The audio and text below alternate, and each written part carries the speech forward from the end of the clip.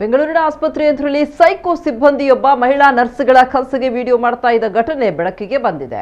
ಆರೋಪಿಯ ಈ ಕೃತ್ಯ ವೈದ್ಯರ ಗಮನಕ್ಕೆ ಬಂದ ನಂತರ ಪೊಲೀಸರಲ್ಲಿ ದೂರು ನೀಡಲಾಗಿದ್ದು ಕಾಮುಕನನ್ನ ಬಂಧಿಸಲಾಗಿದೆ. ನಾಗರಬಾವಿ ವ್ಯಾಪ್ತಿಯ ಖಾಸಗಿ ಆಸ್ಪತ್ರೆಯೊಂದರಲ್ಲಿ ಆಪರೇಷನ್ ಥಿಯೇಟರ್ನಲ್ಲಿ ಕೆಲಸ ಮಾಡ್ತಾ ಇದ್ದ ಸಿಬ್ಬಂದಿಯೊಬ್ಬ ತನ್ನ ಮಹಿಳಾ ಸಹೋದ್ಯೋಗಿಗಳ ಖಾಸಗಿ ಫೋಟೋ ತೆಗೆದು ಸಿಕ್ಕಾಕೊಂಡಿದ್ದಾನೆ. ಶಿವೆಂದು ಮೊಹಂತ ಬಂಧಿತ ಆರೋಪಿ. ಈತ ಲೇಡಿ ನರ್ಸ್ಗಳು ಬಟ್ಟೆ ಬದಲಿಸುವ ಸಂದರ್ಭದಲ್ಲಿ ಫೋಟೋ ಮತ್ತು ವಿಡಿಯೋ ಚಿತ್ರಿಸಿ ವಿಕೃತಿ ಮೆರೆದಿದ್ದ. ಕಾಮುಕನ ಈ ಕೃತ್ಯವನ್ನು ಗಮನಿಸಿದ್ದ ನರ್ಸ್ ಒಬ್ರು ತಕ್ಷಣವೇ ಈ ವಿಷಯವನ್ನ ಆಸ್ಪತ್ರೆಯ ವೈದ್ಯರ ಗಮನಕ್ಕೆ ತಂದಿದ್ರು. ವಿಷಯ ತಿಳಿದ ಕೂಡಲೇ ಖಾಸಗಿ ಆಸ್ಪತ್ರೆಯ ವೈದ್ಯ ಡಾಕ್ಟರ್ ಚೇತನ್ ಅವರು ಅನ್ನಪೂರ್ಣೇಶ್ವರಿ ನಗರ ಪೊಲೀಸ್ ಠಾಣೆಗೆ ದೂರು ನೀಡಿದ್ದಾರೆ.